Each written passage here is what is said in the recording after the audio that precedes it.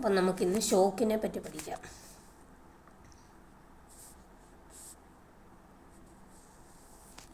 അപ്പം ഷോക്ക് എന്ന് പറഞ്ഞാൽ shock can best be defined as condition in which tissue perfusion is inadequate to deliver oxygen and nutrients to support vital organs and circular function. ആരാ definition പറഞ്ഞത്? Hamid and Kon 2003. അപ്പോൾ shock എന്ന് പറഞ്ഞാൽ എങ്ങനെയാണ്? Shock എന്ന് പറഞ്ഞാൽ ഒരു condition in which tissue perfusion is inadequate to deliver oxygen and nutrients to support vital organs and circular function. നമ്മുടെ വൈറ്റൽ ഓർഗൻസിലേക്ക് ഉള്ള ഓക്സിജൻ സപ്ലൈ ഇൻഅഡിക്വേറ്റ് ആവും. അപ്പം ന്യൂട്രിയൻസും ഓക്സിജനും ഒക്കെ നമ്മുടെ വൈറ്റൽ ഓർഗൻസിലോട്ടുള്ളത് സപ്ലൈ കുറയ്ക്കും. അപ്പം ന്യൂട്രിയൻസും വൈറ്റൽ ഓർഗൻസും കിട്ടത്തില്ല, ബ്ലഡും കിട്ടത്തില്ല, ആവശ്യത്തിന് ഓക്സിജൻ കിട്ടത്തില്ല. അങ്ങനെ വരുമ്പോൾ എന്ത് പറ്റും? സർക്കുലർ ഫങ്ഷനെല്ലാം ഇൻഅഡിക്വേറ്റ് ആവും. അങ്ങനെ ഇൻഅഡിക്വേറ്റ് ആവുമ്പോൾ നമ്മുടെ ടിഷ്യൂ പെർഫ്യൂഷനെല്ലാം ഡിക്രീസ് ആവും. അപ്പം അങ്ങനത്തെ കണ്ടീഷനാണ് നമ്മൾ എന്ത് പറയുന്നത്? ഷോക്ക് എന്ന് പറയുന്നത്. അപ്പം ഷോക്കിൻ്റെ ഡെഫിനിഷൻ ഹമീദ് ആൻഡ് കോൺ 2003.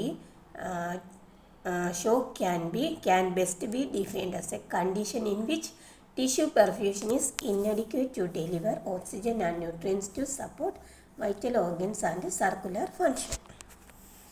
ഇനി ഷോക്കിൻ്റെ വേറൊരു ഡെഫിനിഷൻ നമുക്ക് നോക്കാം. Shock is defined on a complex life threatening condition characterised by inadequate blood supply to the tissues and cells of the body. അപ്പം ഇതെന്ന് പറഞ്ഞാൽ ഒരു കോംപ്ലെക്സ് ലൈഫ് ത്രെറ്റനിങ് കണ്ടീഷൻസ് ആണ്. എന്ന് പറഞ്ഞാൽ നമുക്ക് പെട്ടെന്നുള്ള അർജൻറ്റ് അല്ലെങ്കിൽ പ്രയോറിറ്റി ബേസ്ഡ് കെയർ കൊടുക്കേണ്ട കണ്ടീഷനാണ്. അങ്ങനത്തെ കണ്ടീഷനിൽ characterised by inadequate blood supply to the tissues and cells of the body. അപ്പം ടിഷ്യൂസിൽ ആവശ്യത്തിനുള്ള ബ്ലഡ് കിട്ടില്ല, അവിടെ കിട്ടത്തില്ല, സെൽസിലും കിട്ടത്തില്ല. അങ്ങനത്തെ ഒരു കോംപ്ലെക്സ് ലൈഫ് ത്രെറ്റനിങ് കണ്ടീഷനാണ് ഷോക്ക് എന്ന് പറയുന്നത്. അടുത്തത് ഷോക്കിന് വേറൊരു ഡെഫിനിഷൻ നോക്കാം. ബ്രണ്ണർ ആൻഡ് സിദ്ധാർത്ഥ് പറഞ്ഞ് shock in medicine critical condition that is brought on by a sudden drop in blood flow through the body. അപ്പം ഇതെന്ന് പറഞ്ഞ ഒരു ക്രിട്ടിക്കൽ കണ്ടീഷനാണ്. മെഡിസിനിലെ ഒരു ക്രിട്ടിക്കൽ കണ്ടീഷനായിട്ട് കരുതപ്പെടുന്ന ഒരു കണ്ടീഷനാണ് ഷോക്ക് എന്ന് പറയുന്നത്. That is brought on by a sudden drop in blood flow through the body. ബോഡിയിലേക്കുള്ള ബ്ലഡ് സപ്ലൈ സഡൻ ഡ്രോപ്പ് ഉണ്ടാവും. The circulatory system fails to maintain adequate blood flow. അപ്പം നമ്മുടെ സർക്കുലേറ്ററി സിസ്റ്റത്തിന് എന്ത് പറ്റും? ആഡിക്വേറ്റ് ആയിട്ടുള്ള ബ്ലഡ് ഫ്ലോ കൊടുക്കാൻ പറ്റില്ല. Sharply curtailing the delivery of the oxygen and nutrients to vital organs. അങ്ങനെ വരുമ്പം വൈറ്റൽ ഓർഗൻസിലേക്കും ഉള്ള ഓക്സിജൻ ന്യൂട്രിയൻസിൻ്റെ എല്ലാം സപ്ലൈ ഡിക്രീസ് ആവും. അങ്ങനെ അല്ലെങ്കിൽ കട്ട് ഓഫ് ആവും എന്ന് പറയാം. അപ്പം അങ്ങനെ ഇത് രണ്ടും വരാതെ വരുമ്പോൾ എന്ത് പറ്റും? ഒരു ക്രിറ്റിക്കൽ എമർജൻസി കണ്ടീഷനായിട്ട് കരുതപ്പെടുന്നതാണ് ഷോക്ക്. അത് പറയുന്നതാണ് ബ്രണ്ണർ ആൻഡ് സിദ്ധാർത്ഥ്. പിന്നെ കൃഷ്ണാർദ്ദൻ എന്താ പറഞ്ഞത്? KV കൃഷ്ണാർദ്ദൻ പറഞ്ഞു it is defined on a clinical syndrome resulting from gross impairment of tissues perfusion and widespread cellular dysfunction caused by a diminished oxygen supply. ഇതെന്ന് പറഞ്ഞ ഒരു clinical സിൻഡ്രോമാണ്. എങ്ങനെ വരുന്നത്? Resulting from gross impairment of tissue പെർഫ്യൂഷന് impairment കൊണ്ട്, അതുപോലെ തന്നെ വേറെ എന്തിന് ഇമ്പയർമെൻറ്റ് വരുന്നുണ്ട്? വൈഡ് സ്പ്രെഡ് സെല്ലുലാർ ഡിസ്ഫങ്ഷൻ ഉണ്ടാവും. എങ്ങനെ? Diminished oxygen supply. അപ്പോൾ ഇവിടെ മെയിനായിട്ട് വരുന്നത് ഓക്സിജനും ബ്ലഡും സപ്ലൈ അങ്ങ് കുറയും. എവിടോട്ട്? ടിഷ്യൂസിലോട്ടും വൈറ്റൽ ഓർഗൻസിലോട്ടും സെൽസ് ഓഫ് ദ ബോഡി. ഇതെല്ലാമാണ് നമ്മൾക്ക് കൺക്ലൂഡ് ചെയ്ത് കഴിഞ്ഞാൽ ഷോക്കിൽ സംഭവിക്കുന്നത്. ഇനി അടുത്ത നമുക്ക് സ്റ്റേജസ് ഓഫ് ഷോക്ക് നോക്കാം. അതിനകത്ത് മെയിൻലി ഫോർ സ്റ്റേജസ് ആണുള്ളത്. സ്റ്റേജ് 1 എന്ന് പറയുന്നത്, stage 1 is initial stage. Stage 2 compensatory stage. Stage 3 progressive stage അല്ലെ decompensate stage. Stage 4 irreversible stage or refractory stage. അപ്പോൾ 4 സ്റ്റേജസ് ഉണ്ട്. Shock has 4 stages. First stage is initial stage. Second stage is compensatory stage. Third stage is progressive stage. Fourth stage is irreversible stage. What is initial stage? In initial stage, inadequate perfusion, mitochondria become unable to process ATP. Mitochondria due to inadequate perfusion, mitochondria become unable to process ATP. അപ്പം മൈറ്റോകോൺഡ്രിയയ്ക്ക് എന്ത് പറ്റും? ATP ഉണ്ടാക്കാൻ പറ്റില്ല, process ചെയ്യാം, ATP ഉണ്ടാക്കാൻ പറ്റില്ല. അപ്പോൾ ATP ഇല്ലെങ്കിൽ എന്ത് പറ്റും? എനർജിയൊന്നും നമുക്ക് ബോഡിക്ക് ആവശ്യമുള്ള എനർജിയൊന്നും പ്രൊഡ്യൂസ് ചെയ്യാൻ പറ്റില്ല. ഡ്യൂ ടു ലാക്ക് ഓഫ്, എന്തുകൊണ്ടാണ് ഇത് സംഭവിക്കുന്നത്? Due to lack of oxygen cell membrane become damage. അപ്പം ഓക്സിജൻ എങ്ങോട്ട് ചെല്ലുന്നില്ല? സെൽസിലോട്ട് ചെല്ലുന്നില്ല. അങ്ങനെ വരുമ്പോൾ due to lack of oxygen cell membrane become damage. അങ്ങനെ വരുമ്പോൾ സെൽ മെംബ്രെയിൻ എല്ലാം ഡാമേജ് ആയി. പിന്നെ രണ്ടാമത് എന്ത് സംഭവിക്കും? Leakage to the extracellular fluid. Second എന്ന് പറഞ്ഞാൽ എക്സ്ട്രാ സെല്ലുലാർ ഫ്ലൂയിഡിൽ ലീക്കേജ് ഉണ്ടാവും. പിന്നെ next third cell performs anaerobic respiration. മൂന്നാമതായിട്ട് ഇവിടെ സംഭവിക്കുന്നത് സെൽസ് അപ്പോൾ എന്ത് പറ്റും? ഓക്സിജൻ്റെ അഭാവത്തിൽ അവിടെ അൺഎയറോബിക് റെസ്പിറേഷൻ നടക്കും. എയറോബിക് അല്ല നടക്കുന്നത്, അൺഎയറോബിക് റെസ്പിറേഷൻ. പിന്നെ അങ്ങനെ അൺഎയറോബിക് റെസ്പിറേഷൻ നമ്മൾ ബയോകെമിസ്ട്രിയൊക്കെ പഠിച്ചിട്ടുണ്ടല്ലോ. അതിനുള്ള പ്രോഡക്റ്റ് എന്താണ്? ലാക്റ്റിക് ആസിഡും. ശരിക്കും എയറോബിക്കിലാണെങ്കിൽ പൈറോബിക് ആസിഡ് ഉണ്ടാവും, പക്ഷേ അൺഎയറോബിക്കിൽ എന്ത് പറ്റും? ലാക്റ്റിക് ആസിഡാണ്, ബിൽഡപ്പ് ഓഫ് ലാക്റ്റിക് ആസിഡ്. പിന്നെ അതിൻ്റെ കൂടെ പൈറോബിക് ആസിഡും വരും. പൈറോബിക് ആസിഡ് പിന്നെയാണ് അൺഎയറോബിക് റെസ്പിറേഷനിലാണ് എന്ത് പറ്റും? ലാക്റ്റിക് ആസിഡായിട്ട് മാറുന്നത്. അപ്പോൾ കുറേ പൈറോബിക് ആസിഡും വരും, ലാക്റ്റിക് ആസിഡും കൂടെ വരും. അങ്ങനെ ലാക്റ്റിക് ആസിഡ് വരുമ്പോൾ എന്ത് പറ്റും? സിസ്റ്റമിക് മെറ്റാബോളിക് അസിഡോസിസ് സംഭവിക്കും. അപ്പോൾ ഇനിഷ്യൽ സ്റ്റേജസ് സംഭവിക്കുന്നത് inadequate perfusion, mitochondria become unable to process ATP ഉണ്ടാക്കാൻ പറ്റില്ല. എന്തുകൊണ്ടാണ്? Due to lack of oxygen cell membrane become damage. Oxygen ഇല്ലാത്തതുകൊണ്ട് സെൽ മെംബ്രെയിൻ എന്ത് പറ്റും? ഡാമേജ് ഉണ്ടാകും. പിന്നെ leakage the extracellular fluid. അപ്പം നമ്മളെപ്പോഴും ടിഷ്യൂ പെർഫ്യൂഷൻ്റെ കാര്യം പറയുമല്ലോ. അപ്പോൾ അവിടെ എന്താ സംഭവിക്കുന്നത്? എക്സ്ട്രാ സെല്ലുലാർ ഫ്ലൂയിഡ് ലീക്ക് ചെയ്തിട്ട് നമ്മുടെ ഇൻട്രാ സെല്ലുലാർ മെംബ്രെയിൻസിനകത്തും നമ്മുടെ ബോഡിയിൽ അവിടെ ഇവിടെയെല്ലാം വന്നിട്ട് എഡിമ ഉണ്ടാകാം. അപ്പം സെൽ പെർഫോംസ് അൺഎയറോബിക് റെസ്പിറേഷൻ. പിന്നെ buildup of lactic acid and pyruvic acid ഉണ്ടാവും. പിന്നെ സിസ്റ്റമിക് മെറ്റബോളിക് അസിഡോസിസ് വരും. അടുത്ത ഇതുകൊണ്ടുള്ള ക്ലിനിക്കൽ മാനിഫെസ്റ്റേഷൻ, ഇനിഷ്യൽ സ്റ്റേജിൻ്റെ തന്നെ ക്ലിനിക്കൽ മാനിഫെസ്റ്റേഷനാണ് നമ്മൾ പറയുന്നത്. First one, inadequate organ perfusion. ശരിക്കുള്ള പെർഫ്യൂഷൻ അവിടെ നടക്കുന്നില്ല. എന്ത് പറ്റും? ഇന്നഡിക്കേറ്റ് ഓർഗൻ പെർഫ്യൂഷൻ. സെക്കൻഡ് എന്ന് പറഞ്ഞാൽ മെറ്റബോളിക് അസിഡോസിസ്. പിന്നെ ടാക്കിക്കാർഡിയ വരാം, കോമ്പൻസേറ്ററി റെസ്പിറേറ്ററി ആൽക്കലോസിസ്, കൺഫ്യൂഷൻ, കോമ്പാറ്റീവ്നെസ്. പിന്നെ ഫാറ്റ് നെക്ക് വെയിൻസ് എല്ലാം വേർതിരിക്കും. പിന്നെ dry warm skin, irritability, deep rapid respiration, dilated reactive people. അപ്പം ഇന്നഡിക്വേറ്റ് ആയിരിക്കും. ഓർഗൻ പെർഫ്യൂഷനെല്ലാം ഇന്നഡിക്വേറ്റ് ആയിരിക്കും. അതിൻ്റെ അകത്ത് രണ്ട് കണ്ടീഷൻ പറയുന്നു. ഒന്ന് മെറ്റബോളിക് അസിഡോസിസും പിന്നെ കോമ്പൻസേറ്ററി റെസ്പിറേറ്ററി ആൽക്കലോസിസും. പിന്നെ ടാക്കിക്കാർഡിയ ഉണ്ടാവും, കൺഫ്യൂഷൻ ഉണ്ടാവും, കോമ്പാറ്റീവ്നെസ് ഉണ്ടാവും. പിന്നെ നെക്ക് വെയിൻസ് എല്ലാം ഫ്ലാറ്റ് ആയിരിക്കും, ഫ്ലാറ്റ് നെക്ക് വെയിൻസ് ഉണ്ടാവും.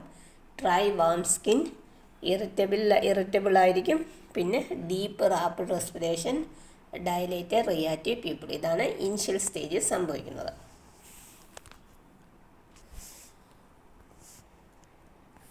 അതിന് നമ്മൾ ചെയ്യുന്ന മെഡിക്കൽ ആൻഡ് നേഴ്സിംഗ് മാനേജ്മെൻറ്റ്. ആദ്യം എന്ത് ചെയ്യും? Identify the cause. എന്താണ് കോസ് എന്ന് ആദ്യം പെട്ടെന്ന് തന്നെ കണ്ടുപിടിക്കാം. Second, monitor the vital signs. Vital signs നമ്മൾ മോണിറ്റർ ചെയ്യണം, എസ്പെഷ്യലി BP ഫോളോ ഒക്കെ ഉണ്ടാവാൻ ചാൻസ് ഉണ്ട്. പിന്നെ IV ഫ്ലൂയിഡ് തെറാപ്പി. ഇപ്പം ബ്ലഡ് ബോഡി ഓരോ ഷോക്കിൻ്റെ ടൈപ്സ് നമ്മൾ മുന്നോട്ട് വരുമ്പം പറയുന്നുണ്ട്. അപ്പോൾ ഈ ടൈപ്സിൽ ഇപ്പം ഹൈപ്പോവോളിമിക് ഷോക്കൊക്കെ ആണെങ്കിൽ എന്ത് പറ്റും, വൈറ്റൽ സൈൻസ് മോണിറ്റർ ചെയ്യണം. അപ്പോൾ അതിന് BP വരും, BP ഫോൾ വരാം. BP ഫോൾ വരുമ്പോൾ നമ്മൾ എന്ത് കൊടുക്കണം, IV ഫ്ലൂയിഡ് തെറാപ്പി കൊടുക്കണം. പിന്നെ അതിൻ്റെ മെഡിസിൻ സാധാരണ ബീറ്റ ബ്ലോക്കിംഗ് ഏജൻസ്. BP കൂടിയാലും ടാക്കിക്കാർഡിയ ഉണ്ടാകും, BP ഇൻക്രീസ് ചെയ്യുന്ന കണ്ടീഷനുണ്ട്.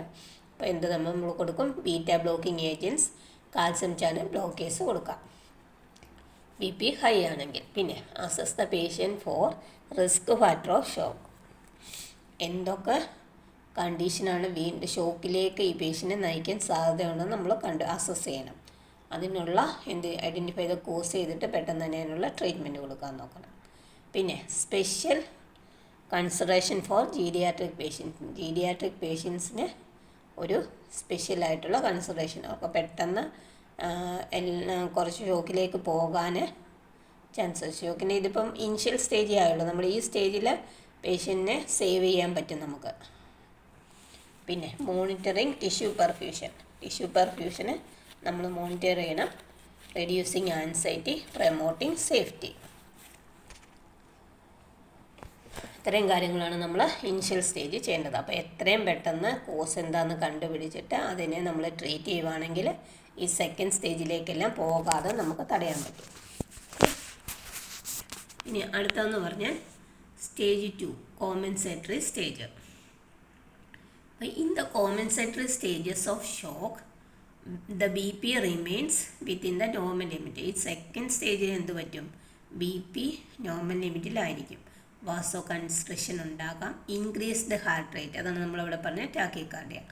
Increased heart rate, increase contractility of the heart, contributing to maintain the adequate cardiac output. അപ്പം ഇങ്ങനെയുള്ള കണ്ടീഷൻസ് ഇപ്പം കോമ്പൻസേറ്ററി സ്റ്റേജ് എന്ന് പറഞ്ഞാൽ ഒത്തിരി സിവിയർ ആയില്ല. എങ്ങനെയും നമ്മുടെ ബോഡി നമുക്ക് ആ വരുന്ന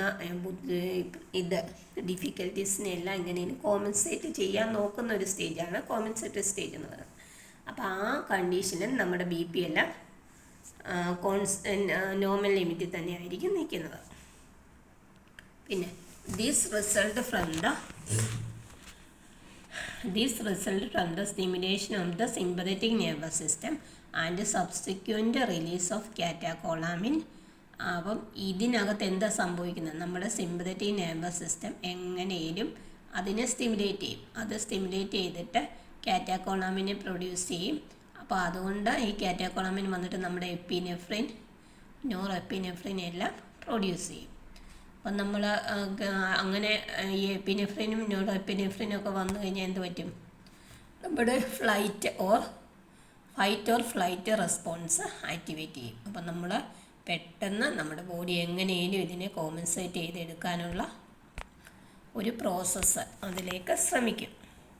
അതാണ് നമ്മുടെ ഈ സെക്കൻഡ് സ്റ്റേജിലെ കോമ്പൻസേറ്ററി സ്റ്റേജ് സംഭവിക്കുന്നത്. പിന്നെ the body shunts the blood from the organs from the skin, kidneys and gastrointestinal tract to the brain and heart to ensure adequate blood supply to these vital organs.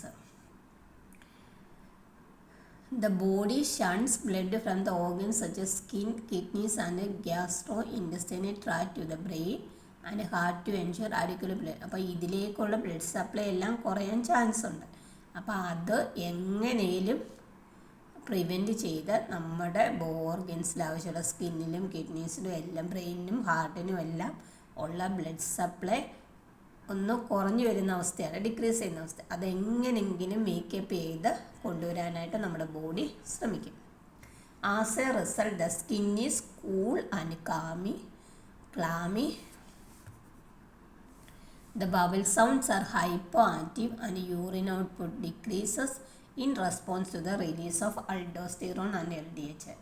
എന്നിട്ട് ഇങ്ങനെയൊന്നും നോക്കിയിട്ട് നമുക്ക് പറ്റുന്നില്ലെങ്കിൽ എന്ത് ചെയ്യും, പിന്നെയും നമ്മുടെ ബോഡി ഇതിനായിട്ട് എങ്ങനെയെങ്കിലും നമ്മുടെ സിമ്പതറ്റിക് നെർവസ് സിസ്റ്റത്തിനെ ആക്റ്റീവാക്കി അത് കഴിഞ്ഞിട്ട് പിന്നെ അൾഡോസ്റ്റീറോനെ ADHനെയും കൂടെ പ്രൊഡ്യൂസ് ചെയ്യും.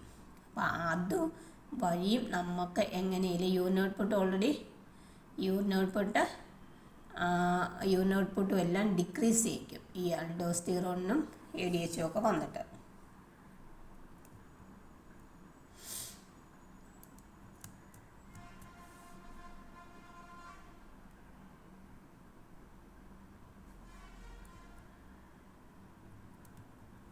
അപ്പം നമ്മൾ കോമ്പൻസേറ്ററിയിൽ എന്താണ് പറഞ്ഞത്? In the compensatory stage the BP remains within the normal limit. BP എങ്ങനെ നോർമൽ ലിമിറ്റ് വരാൻ നിൽക്കും? വാസോ കൺസ്ട്രക്ഷൻ നടക്കുന്നുണ്ട് അവിടെ. Increased heart rate and increased contractility of the heart contribute to maintaining adequate cardiac output. These result from the stimulation of the sympathetic nervous system. എന്നിട്ട് sympathetic nervous സിസ്റ്റത്തിനെ active ആക്കിയിട്ട് കാറ്റക്കോളമിനെ release ചെയ്യും. അങ്ങനെ വരുമ്പോൾ അവിടെ എപ്പിനെഫ്രിൻ നോർ എപ്പിനെഫ്രിനും പ്രൊഡ്യൂസ് ചെയ്യും. അങ്ങനെ പേഷ്യൻസ് എന്ത് പറ്റും? ഫ്ലൈറ്റ് ഓർ ഫൈറ്റ് റെസ്പോൺസ് കാണിക്കും. The body shuns blood from organs such as skin, kidneys and gastrointestine to the brain and heart to ensure adequate blood supply to these vital organs. അപ്പോൾ ഇവിടെ വേറൊരു കാര്യമാണ് നടക്കുന്നത്. നമ്മുടെ ഹാർട്ടിൽ vital organs ആയ ഹാർട്ടിലും ബ്രെയിനിലും ഒക്കെ blood supply കുറയുന്നുണ്ടല്ലോ. അപ്പം നമ്മുടെ സ്കിന്നിലേക്കും കിഡ്നിയിലോട്ടും ഗ്യാസ്ട്രോഇന്റെസ്റ്റൈനൽ ട്രാക്റ്റിലേക്കുള്ള ബ്ലഡ് സപ്ലൈ അവർ കുറച്ചിട്ട് എങ്ങോട്ട് ഉള്ള ബ്ലഡ് സപ്ലൈ കൂട്ടാൻ നോക്കും? നമ്മുടെ ബ്രെയിനിന് ഹാർട്ടിലേക്കുള്ള സപ്ലൈ കൂട്ടാൻ നോക്കും. അങ്ങനെ വരുന്നത് കൊണ്ടാണ് നമ്മുടെ സ്കിൻ എങ്ങനെ cool, clammy, bowel sounds and bowel സൗണ്ട്സും യൂറിൻ ഡിക്രീസ് ആവും. പിന്നെ ബവൽ സൗണ്ട്സ് എല്ലാം ഹൈപ്പോ ആക്റ്റീവ് ആവും. പിന്നെ അതുപോലെ തന്നെ റിലീസ് ഓഫ് അൾഡോസ്റ്റിറോൺ ആണ് ADH നടക്കും. അപ്പോൾ അൾഡോസ്റ്റിറോൺ വരുമ്പോൾ എന്ത് പറ്റുമെന്നറിയാം? നമുക്ക് ഈ സോഡിയത്തിനെ എല്ലാം അബ്സോർബ് ചെയ്ത് മാക്സിമം യൂറിൻ ഔട്ട്പുട്ട് കുറയ്ക്കും.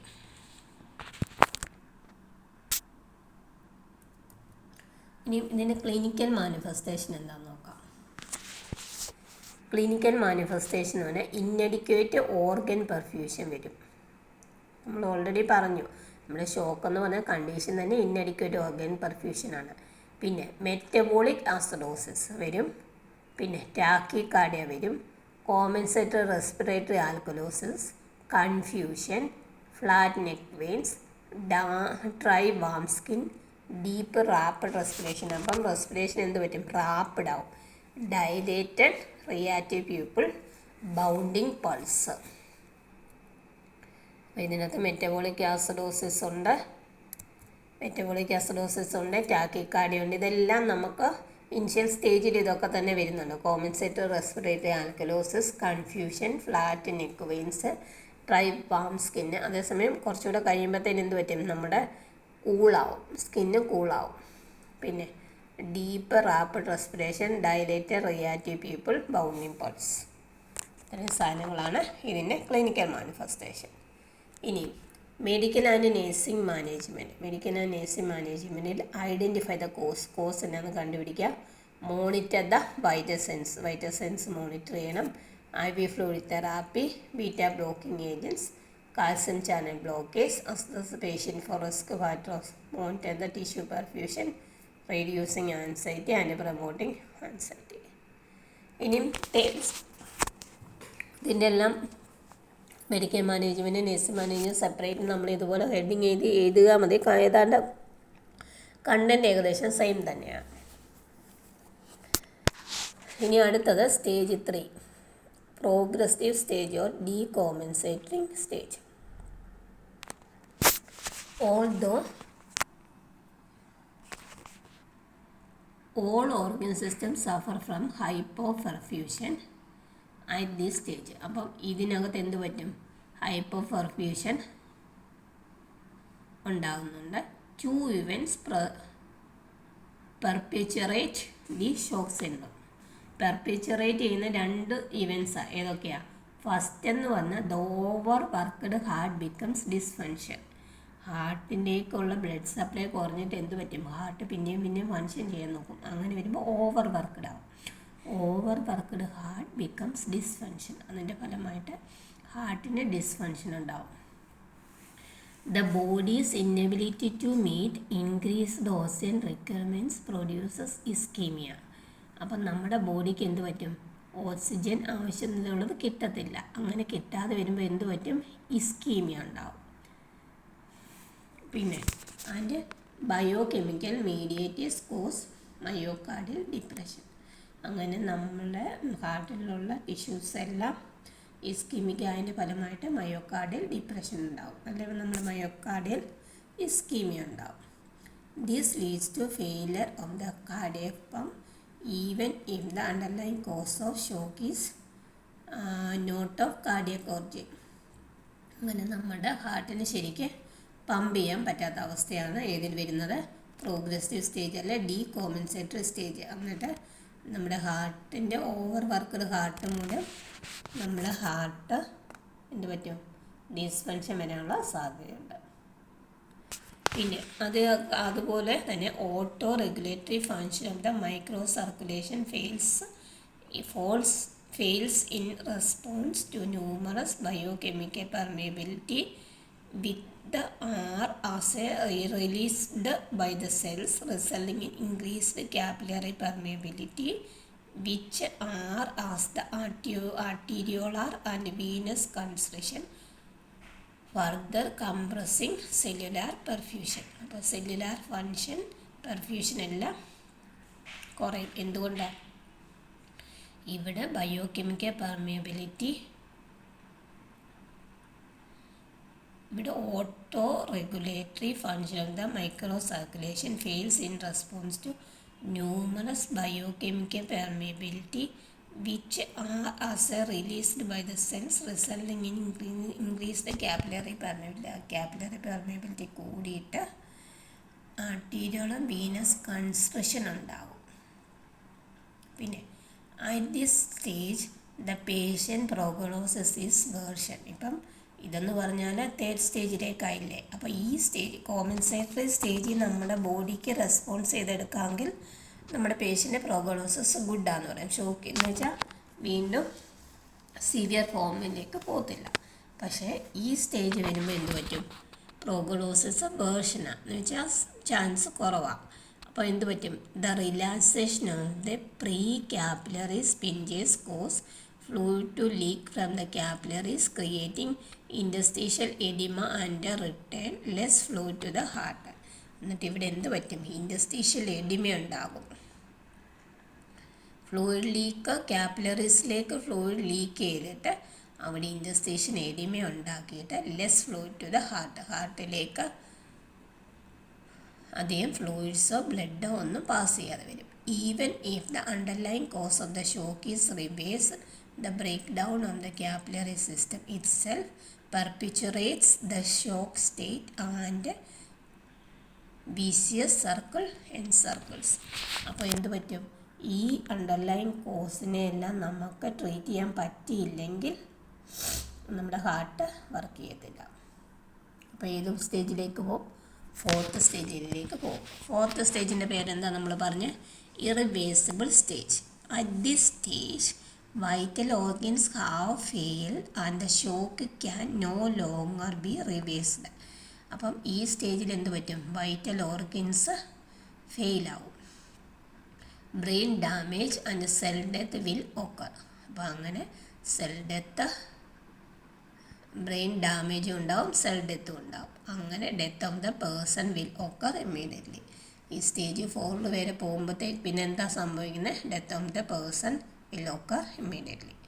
അപ്പോൾ ഫസ്റ്റ് സ്റ്റേജ് എന്ന് നമ്മൾ പറയുന്നത് ഇനിഷ്യൽ സ്റ്റേജ്. സെക്കൻഡ് സ്റ്റേജ് പറഞ്ഞത് ഏതായിരുന്നു?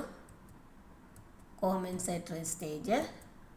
പിന്നെ first stage initial stage, initial stage. Second stage എന്ന് പറഞ്ഞാൽ കോമ്പൻസേറ്ററി സ്റ്റേജ്. തേർഡ് സ്റ്റേജ് എന്ന് പറഞ്ഞാൽ പ്രോഗ്രസീവ് സ്റ്റേജ്. ഫോർത്ത് സ്റ്റേജ് എന്ന് പറഞ്ഞാൽ ഇറിവേഴ്സിബിൾ സ്റ്റേജ്. ഈ ഇറിവേഴ്സിബിൾ സ്റ്റേജിൻ്റെ ക്ലിനിക്കൽ മാനിഫെസ്റ്റേഷൻ എന്ത് പറ്റും? അൺകോൺഷ്യസ്നെസ് ഉണ്ടാവും, ആബ്സെൻസ് ഓഫ് റിഫ്ലെക്സ് ഒന്നും കാണത്തില്ല, ARDS acute respiratory distress syndrome ഉണ്ടാവും, DIC ഡിസെമിനേറ്റഡ് ഇൻട്രാവാസ്കുലർ കൊയാഗുലേഷൻ, പിന്നെ ബ്രാഡിക്കാർഡിയ സൈനോസിസ് വരും, ആബ്സെൻസ് ഓഫ് വവൽ സൗണ്ട്സ്, പിന്നെ ഇമ്മ്യൂൺ സിസ്റ്റം കൊളാപ്സ് ഉണ്ടാവും, അന്യൂറിയ, ആബ്സെൻസ് ഓഫ് യൂറിൻ. അപ്പോൾ അത്രയും കണ്ടീഷൻസാണ്. ഇതിൻ്റെ ക്ലിനിക്കൽ മാനിഫെസ്റ്റേഷൻസ് ഒക്കെ ഡിഫറെൻറ്റാണ്, ശ്രദ്ധിച്ചോ. ഒന്നെന്ന് പറഞ്ഞാൽ അൺകോൺഷ്യസ് ആയി പോവും, പിന്നെ ആബ്സെൻസ് ഓഫ് റിഫ്ലെക്സ് ഉണ്ടാവും, ARDS ഉണ്ടാവും, DIC bradycardia, cyanosis, absence of bowel sounds, immune system collapse and anuria. ഇതാണ് ക്ലിനിക്കൽ മാനിഫെസ്റ്റേഷൻ. പിന്നെ medical and nursing management fluid replacement, immediate fluids, IV fluids therapy കൊടുക്കണം. മോണിറ്ററിൻ്റെ കണ്ടിന്യൂസ് മോണിറ്ററിൻ്റെ പേഷ്യൻ്റ് വേണം. Vaso anti medication, nutritional therapy. Immediate management is okay. ഇതിനാണ് irreversible shock.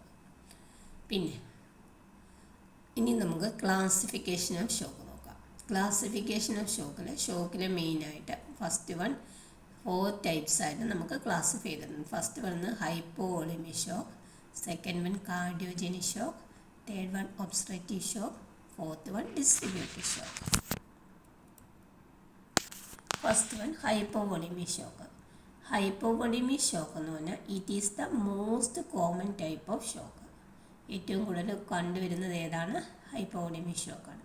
It is characterized by a decreased intravascular volume. Intravascular volume കുറയും. The body fluid is contained in the intracellular and extracellular compartments. അപ്പം ഈ body ഫ്ലൂയിഡ്സിൽ 2 compartment ഉണ്ട്. ഏതുണ്ട്? Intracellular and extracellular compartments. Intracellular fluid accounts for about 2/3 of the total body water. നമ്മുടെ 2/3 body ഫ്ലൂയിഡ്സിൻ്റെ 2/3 എന്ന് പറയുന്നത് ഏതാണ്? ഇൻട്രാസെല്ലുലാർ ഫ്ലൂയിഡാണ്. Extracellular fluids body found one of the 2 compartments, intravascular or interstitial. The volume of the interstitial fluid is about 3 to 4 times that of intravascular fluid. അപ്പോൾ ഈ extra cellular fluid തന്നെ 2ആയിട്ട് തിരിച്ചിട്ടുണ്ട്. ഒന്ന് ഇൻട്രാവാസ്കുലാർ, ഒന്ന് interstitial. Interstitial fluid about 3 to 4 intravascular ഫ്ലൂയിഡ്സിനെ കാട്ടിൽ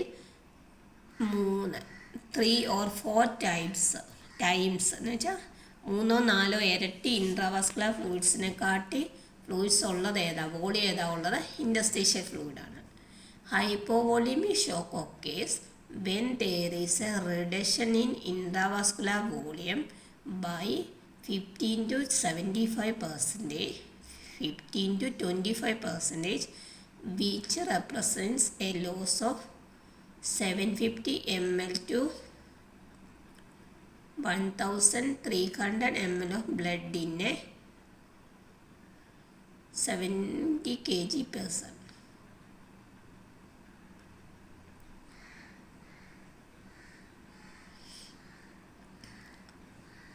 അപ്പോൾ intravascular volume കുറയുകയാണ് എന്ന് പറഞ്ഞാൽ നമുക്ക് ആകെ തന്നെ കുറച്ചേ ഉള്ളൂ ഇൻട്രാവാസ്കുലാർ ഫ്ലൂയിഡ്സ്. ആ ഫ്ലൂയിഡിൻ്റെ 15 to 25% കുറഞ്ഞു എന്ന് പറഞ്ഞാൽ എന്താണ്? നമുക്ക് 750 ml to 1300 ml ബ്ലഡ് നമ്മുടെ ശരീരത്തിൽ നിന്ന് ലോസ് ആയെന്ന് അർത്ഥം. ഓക്കെ,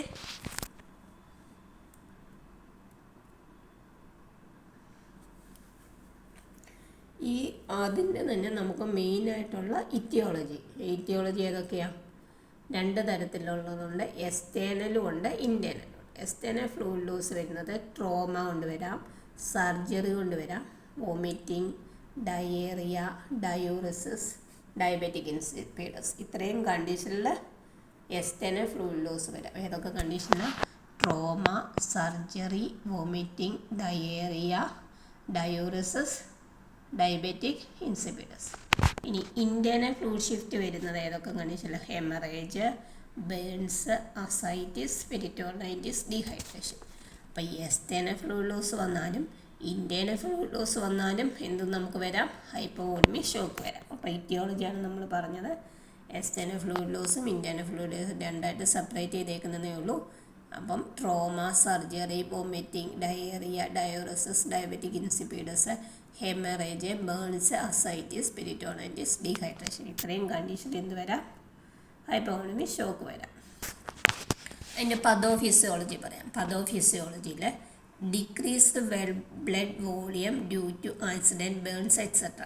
നമുക്ക് ഒരു ആക്സിഡൻറ്റോ ബേൺസോ ഒക്കെ വന്നിട്ട് എന്ത് പറ്റും? ഹെമറേജും ഫ്ലൂയിഡ് ലീക്കേജും എല്ലാം വന്ന് നമുക്ക് എന്ത് പറ്റാം? ബ്ലഡ് വോളിയം കുറയും. അങ്ങനെ ബ്ലഡ് വോളിയം കുറയുമ്പോൾ എന്ത് പറ്റും? Decreased venous return. അപ്പം വെയിൻസിലേക്കും ഒക്കെയുള്ള ബ്ലഡിൻ്റെ അളവെല്ലാം കുറഞ്ഞു. ഡിക്രീസ്ഡ് വീനസ് റിട്ടേൺ ആണ്. പിന്നെ വേറെ എങ്ങോട്ടുള്ളത് കുറഞ്ഞു? Decreased cardiac output. ഹാർട്ടിലേക്കുള്ളതെല്ലാം കുറഞ്ഞു, കാർഡിയക് ഔട്ട്പുട്ട് കുറഞ്ഞു. അങ്ങനെ വരുമ്പം ടിഷ്യൂ പെർഫ്യൂഷനും ഡിക്രീസ്ഡായി. അങ്ങനെ വരുമ്പം ഡിക്രീസ്ഡ് സെല്ലുലാർ മെറ്റബോളിസം. അങ്ങനെ വന്നാണ് എന്ത് പറയും? Hypovolemic shock. അപ്പോൾ ഇതിനകത്ത് മെയിനായിട്ട് സംഭവിക്കുന്നത് എന്താണ്? Decreased blood volume. അതിന് ആക്സിഡൻ്റ് ആകാം, ബേൺസ് ആകാം, ഏത് കണ്ടീഷന് മൂലമാണേലും ബ്ലഡ് വോളിയം കുറയും. ബ്ലഡ് വോളിയം കുറഞ്ഞിന് decreased venous return, decreased cardiac output, decreased tissue perfusion. അപ്പം നമ്മളെപ്പോഴും നേഴ്സ് ഡയഗ്നോസിസ് ചെയ്യുമ്പോൾ എന്തായിരുന്നു? Decreased tissue perfusion related to അങ്ങനെ എഴുതത്തില്ലേ? അതാണ്. പിന്നെ ഡിക്രീസ്ഡ് സെല്ലുലാർ മെറ്റബോളിസം. അതാണ് നമ്മൾ മുമ്പേ പറഞ്ഞ ATP ഒന്നും പ്രൊഡ്യൂസ് ചെയ്യാൻ പറ്റില്ല. അങ്ങനെ എല്ലാം വരുന്ന ഏതാണ്? Hypovolemic shock.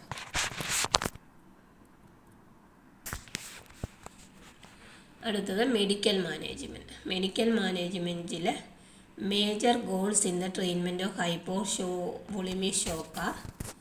അതിൻ്റെ മെഡിക്കൽ മാനേജ്മെൻറ്റിന് എന്ത് ചെയ്യണം? നമുക്ക് ബ്ലഡ് വോളിയം കുറഞ്ഞില്ലേ? അപ്പോൾ എങ്ങനെയും ബ്ലഡ് വോളിയം ഇൻക്രീസ് ചെയ്യിക്കുക.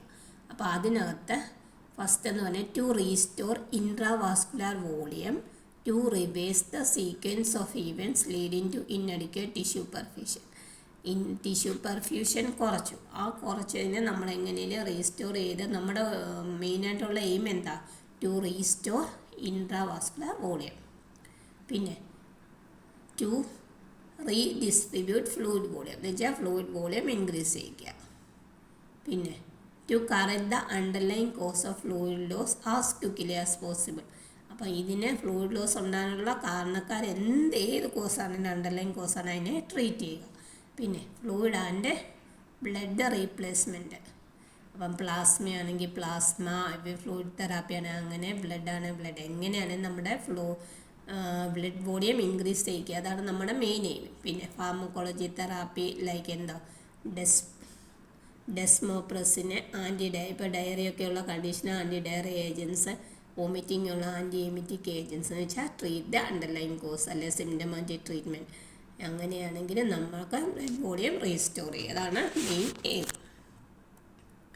പിന്നെ നേഴ്സിംഗ് മാനേജ്മെൻറ്റിൽ എന്ത് വരും? Closely monitor the patient who are at risk for fluid volume deficit. Fluid volume deficit ഉണ്ടാകാൻ ചാൻസ് ഉണ്ടോ, അങ്ങനെ റിസ്ക് ഉണ്ടോ, അതിനെ നമ്മൾ എന്ത് ചെയ്യണം? അങ്ങനെ ഉള്ളതിനെ അത് അസസ് ചെയ്തിട്ട് അതിനെ ക്ലോസ്ലി മോണിറ്റർ ചെയ്യണം. പിന്നെ assisting with fluid replacement before intravascular volume is depleted. Intravascular volume already നമ്മൾ പറഞ്ഞു തീരെ കുറവാണ് നമ്മുടെ ശരീരത്തിൽ. അത് ഡിപ്ലീറ്റ് ചെയ്യണമെങ്കിൽ ബാക്കിയുള്ള ഫ്ലൂയിഡ്സ് എല്ലാം കുറഞ്ഞു വരുമ്പോഴാണ് സംഭവിക്കുന്നത്. അങ്ങനെ വരുമ്പം എന്ത് പറ്റും? നമുക്ക് എങ്ങനെയും ഫ്ലൂയിഡ് വോളിയം ഇൻക്രീസ് ചെയ്യിക്കണം. ഫ്ലൂയിഡ് വോളിയം ഇൻക്രീസ് ചെയ്ത് അതെങ്ങനെ? Ensuring safe administration of prescribed fluids medication and documenting their administration and effects. നമ്മൾ കൊടുത്ത കാര്യങ്ങൾ കൃത്യമായിട്ട് ഡോക്യുമെൻ്റ് ചെയ്യുകയും പറഞ്ഞേക്കുന്നത് പ്രിസ്ക്രൈബ് ചെയ്തേക്കുന്നത് പോലെ തന്നെ ഫ്ലൂയിഡ്സ് കൊടുക്കുകയും ചെയ്യണം. പിന്നെ monitor the signs of complication and side effects of treatment and reporting this signs. എന്തെങ്കിലും ഡീഹൈഡ്രേഷൻ സിംറ്റംസ് ഒക്കെ കണ്ടു കഴിഞ്ഞാൽ ഓൺ ദ സ്പോട്ട് നമ്മൾ റിപ്പോർട്ട് ചെയ്യണം. പിന്നെ എന്തെങ്കിലും കോംപ്ലിക്കേഷൻ ഉണ്ടോ എന്ന് മോണിറ്റർ ചെയ്യണം. പിന്നെ oxygen administration. Oxygen supply already ഇവിടെ ഡിക്രീസ്ഡ് ആണല്ലോ, അപ്പോൾ അത് കൊടുക്കുക. ഇനി സെക്കൻഡ് ടൈപ്പിലേക്ക് പോകാം. സെക്കൻഡ് ടൈപ്പ് എന്ന് പറഞ്ഞാൽ cardiogenic shock. Cardiogenic shock occurs when the heart's ability to contract and pump blood is impaired and supply of oxygen is inadequate for the heart and tissue. അപ്പം കാർഡിയോജനിക് ഷോക്ക് എന്ന് പറഞ്ഞാൽ ഹാർട്ടിനുള്ള ability കുറയും. എങ്ങനെ contract ചെയ്യാനും, heart ഇങ്ങനെ contract ചെയ്യാതെ വരും. പിന്നെ pumps blood is impaired and supply of oxygen is inadequate for the heart and tissues. നമ്മുടെ ഹാർട്ടിലേക്കും ടിഷ്യൂസിലേക്കും ഉള്ള ഓക്സിജൻ സപ്ലൈ കുറഞ്ഞു. അങ്ങനെ വരുമ്പം പിന്നെ ബ്ലഡ് സപ്ലൈ കുറഞ്ഞിട്ട് ഹാർട്ടിന് എന്ത് പറ്റും? കൺട്രാക്റ്റ് ചെയ്യാനുള്ള എബിലിറ്റി നഷ്ടപ്പെടും. The cause of cardiogenic shock is known as either coronary or non coronary. അതിപ്പം കൊറോണറിയുടെ വെച്ചാൽ ഹാർട്ടിൻ്റെ പ്രോബ്ലം കൊണ്ടാകാം, അല്ലാത്ത പ്രോബ്ലം കൊണ്ടാകാം. അപ്പം 2 തരത്തിൽ അതിനെ സെപ്പറേറ്റ് ചെയ്യാറാണ്. ഒന്ന് വെച്ചാൽ കൊറോണറി ആകാം, അല്ലെങ്കിൽ നോൺ കൊറോണറി ആകാം. Coronary cardiogenic shock is more common than non-coronary cardiac shock. Coronary cardiac shock ആണ് എപ്പോഴും കോമൺ ആയിട്ടുള്ളത്, നോൺ കൊറോണറി കാർഡിയോജനിക് ഷോക്കിനെക്കാട്ടി. And is seen most often in patient with myocardial infarction. Myocardial infarction ഉള്ളവർക്കാണ് കൂടുതലും coronary cardiogenic shock ഉണ്ടാകാൻ chance ഉള്ളത്. Coronary cardiogenic shock occurs when a significant amount of left ventricular myocardium has been damaged. ഏറ്റവും കൂടുതൽ coronary cardiogenic shock ഉണ്ടാകുന്ന ഏത് കണ്ടീഷനാണ്? Ventricular myocardium has been damage. Left ventricular myocardium എന്ന് വെച്ചാൽ ലെഫ്റ്റ് വെൻട്രിക്കിളിൻ്റെ മയോകാർഡിയൽ ടിഷ്യൂസിന് ഡാമേജ് വരുമ്പോഴാണ് എന്തുണ്ടാകുന്നത്? മറ്റേ നമ്മുടെ കൊറോണറി കാർഡിയോജനിക് ഷോക്ക് കൂടുതലുണ്ടാകാൻ chance. Patient who experience an anterior wall myocardial infarction are at the great risk for cardiogenic shock because of the potentially extensive damage to the left ventricle caused by occlusion of the left anterior descending coronary artery. എന്ന് പറഞ്ഞാൽ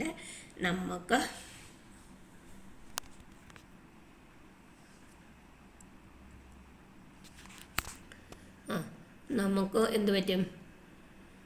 patient anterior wall myocardial, anterior wall M I നമ്മൾ കേട്ടിട്ടില്ല. Anterior wall M I ഉള്ളവർക്ക് cardiogenic shock വരാൻ risk കൂടുതലാണ്. എന്തുകൊണ്ടാണെന്ന് ചോദിച്ചാൽ left വെൻട്രിക്കിളിന് ഡാമേജ് ഉണ്ടാവും, എക്സ്റ്റൻസീവ് ഡാമേജ് ഉണ്ടാവും. അങ്ങനെ ഡാമേജ് ഉണ്ടായിട്ട് നമ്മുടെ കൊറോണറി ആർട്ടറിയുടെ ബ്രാഞ്ച് അല്ലേ ലെഫ്റ്റ് കൊറോണറി ആർട്ടറി എന്ന് വെച്ചാൽ LCA, ലെഫ്റ്റ് കൊറോണറി ആർട്ടറി. അതിൻ്റെ ഒരു മെയിൻ ബ്രാഞ്ചാണ് ഇത് LAD എന്ന് പറയും, left anterior descending coronary artery. അപ്പം പിന്നുള്ളത് സർക്കംഫ്ലെക്സ്. അപ്പോൾ ആ ലെഫ്റ്റ് ആൻറ്റീരിയർ ഡിസെൻഡിങ് ആർട്ടറിക്ക് ഒക്ലൂഷൻ വരുന്നത് കൊണ്ട് ആൻറ്റീരിയർ വോൾ മയോകാർഡിയൽ ഇൻഫ്രാക്ഷൻ ഉള്ളവർക്കും എന്തുണ്ടാകാം? കൊറോണറി കാർഡിയോജനിക് ഷോക്ക് ഉണ്ടാകാൻ ചാൻസ് കൂടുതലാണ്. സ്പെഷ്യലി മയോകാർഡിയൽ ഇൻഫ്രാക്ഷൻ പറഞ്ഞു, അതിൽ തന്നെ സ്പെഷ്യൽ ഏതാ? Anterior wall myocardial infarction. പിന്നെ coronary artery causes cardiogenic shock are related to condition that stress the myocardium. Severe hypoxaemia, acidosis, hypoglycaemia, hypocalcaemia, tension pneumothorax. പിന്നെ അപ്പം നമ്മൾ മേളിൽ പറഞ്ഞത് കൊറോണറി കാർഡിയോജനിക് ആണ്. ഇനിയും non coronary cardiac artery disease, non coronary artery disease. അത് കാരണം cardiogenic shock ഉണ്ടാകുന്ന കണ്ടീഷൻ ഏതൊക്കെയാണെന്ന് താഴെ പറഞ്ഞു. ഒന്നെന്ന് പറഞ്ഞാൽ severe hypoxaemia, acidosis, hypoglycaemia, hypokalaemia, tension pneumothorax. അപ്പോൾ ഇതൊക്കെ ചെറിയ 1 വേർഡ് ക്വസ്റ്റ്യനൊക്കെ MCHനും PSC പോലുള്ള ക്വസ്റ്റ്യൻസൊക്കെ ചോദിക്കാൻ സാധ്യതയുണ്ട്. അപ്പം ഏതൊക്കെ കണ്ടീഷനാണ് കാർഡിയോജനിക് ഷോക്ക് മറ്റേ ഹാർട്ടിൻ്റെ പ്രോബ്ലം മൂലം അല്ലാതെ വരുന്നതെന്ന് ചോദിച്ചാൽ സിവിയർ ഹൈപ്പോസീമിയ ഉള്ളവർക്ക് വരാം, അസിഡോസിസ് ഉള്ളവർക്ക് വരാം, ഹൈപ്പോഗ്ലൈസീമിയ ഉള്ളവർക്ക് വരാം, ഹൈപ്പോകാൽസീമിയ ഉള്ളവർക്ക് വരാം, tension pneumothorax as well as the condition that result in ineffective myocardial function. പിന്നെ കാർഡിയോമയോപ്പതി ഉള്ളവർക്ക് വാൽവുലാർ ഡാമേജ് കാർഡിയാക് ടാമ്പിനിട. ഈ കണ്ടീഷനിലെല്ലാം എന്ത് വരാം? കാർഡിയോജനിക് ഷോക്ക് വരാം.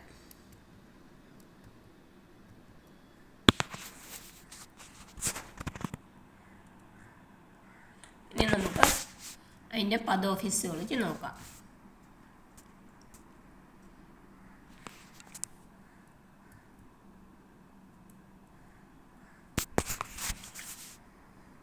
Structural defects in heart, dysrhythmia etcetera. അപ്പോൾ സ്ട്രക്ചറൽ ഡിഫക്റ്റ്, ഹാർട്ടിനുള്ള സ്ട്രക്ചറൽ ഡിഫക്റ്റ് കൊണ്ട് വരാം. പിന്നെ സിസ്റ്റോളിക് ആൻഡ് ഇത് രണ്ടും കൂടെ ഇത് വന്നു കഴിഞ്ഞാൽ സിസ്റ്റോളിക് ആൻഡ് ഡയസ്റ്റോളിക് ഡിസ്ഫങ്ഷൻ ഉണ്ടാകും. സിസ്റ്റോളിക് ആൻഡ് ഡയസ്റ്റോളിക് ഡിസ്ഫങ്ഷൻ വന്നു കഴിഞ്ഞാൽ എന്ത് സംഭവിക്കും? Decreased cardiac output and increased pulmonary pressure. Pulmonary പ്രഷറിലേക്ക് എന്ന് വെച്ചാൽ ലങ്സിലേക്കുള്ള പ്രഷർ കൂടും, കാർഡിയക് ഔട്ട്പുട്ട് കുറയും. അങ്ങനെ വരുമ്പം ലങ്സിൽ എന്ത് പറ്റും? പൾമിനറി എഡിമ വരും. പൾമിനറി എഡിമ വരുമ്പം ഡിക്രീസ്ഡ് സെല്ലുലാർ ഓക്സിജൻ സപ്ലൈ, പ്രത്യേകിച്ച് ഹാർട്ടിലേക്കുള്ള ഓക്സിജൻ സപ്ലൈ എല്ലാം ഡിക്രീസ്ഡ് ആവും. അപ്പം സ്ട്രക്ചറൽ ഡിഫക്ട്സ് കൊണ്ടുവരാം, മയോകാർഡ് ഇൻഫ്രാക്ഷൻ ഉള്ളവർക്ക് വരാം. അങ്ങനെയുള്ള എല്ലാ ഡിഫക്ട്സും വരുമ്പം സിസ്റ്റോളിക്കും ഡയസ്റ്റോളിക്കും ഡിസ്ഫങ്ഷൻ വരും. ആ ഡിസ്ഫങ്ഷൻ വരും, ഡിക്രീസ്ഡ് കാർഡിയക് ഔട്ട്പുട്ട് വരും, ഇൻക്രീസ്ഡ് പൾമിനറി പ്രഷർ വരാം, അങ്ങനെ പൾമിനറി എഡിമ വരും, അങ്ങനെ decreased cellular oxygen supply to the heart. അതാണ് പതോഫിസിയോളജി വരുന്നത്. ഇനി ക്ലിനിക്കൽ മാനിഫെസ്റ്റേഷൻ മെയിനായിട്ട് പെയിൻ ഉണ്ടാവും, ഡിസറിത്മിയ ഉണ്ടാവും, ഹീമോഡൈനാമിക് ഇൻസ്റ്റെബിലിറ്റി. അപ്പോൾ പെയിൻ വരും, നല്ല സിവിയർ പെയിൻ വരാം, പിന്നെ ഡിസറിത്മിയാസ് വരും, ഹീമോഡൈനാമിക് ഇൻസ്റ്റെബിലിറ്റി എന്ന് വെച്ചാൽ എല്ലാത്തിലും BP, ഹാർട്ട് റേറ്റ് എല്ലാത്തിലും വേരിയേഷൻസ് വരാം.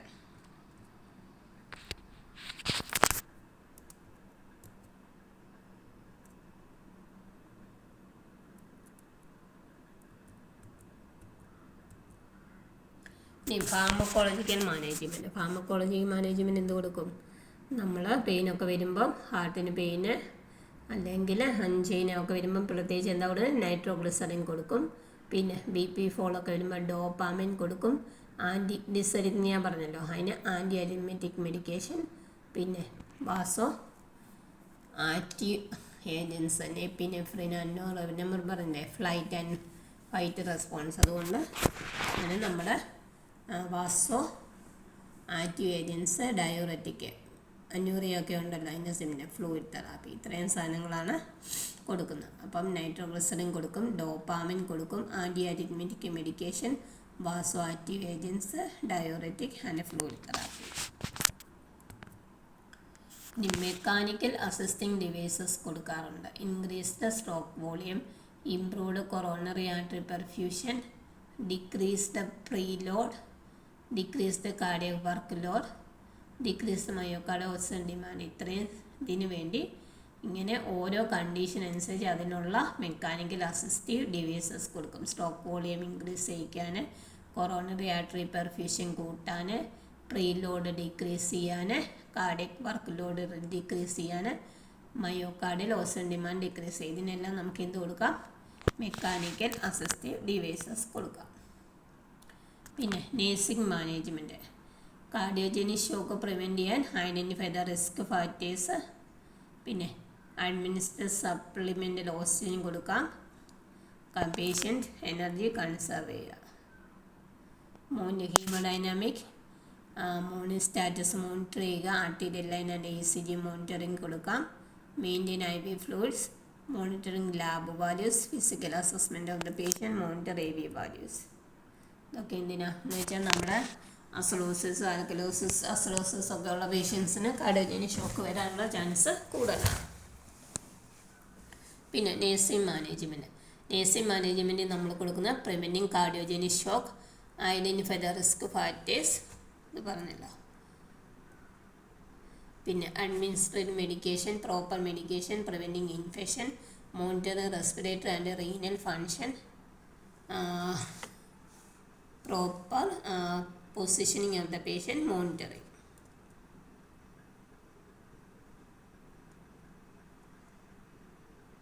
അടുത്ത ഒബ്സ്ട്രക്റ്റീവ് ഷോക്ക്. തേർഡ് ടൈപ്പാണ് obstructive shock. Obstructive shock result from the either a critical disease in preload or an increase in the left ventricle outflow obstruction. Obstructive shock ഉണ്ടാകുന്ന എപ്പോഴാണെന്ന് ചോദിച്ചാൽ obstructive shock result from the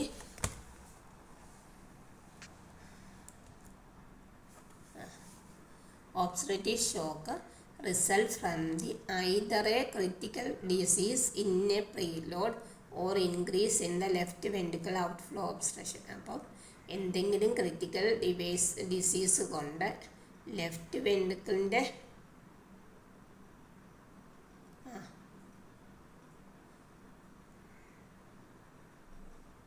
outflow obstruction എന്തെങ്കിലും ഇത് വരും, തടസ്സം വരും.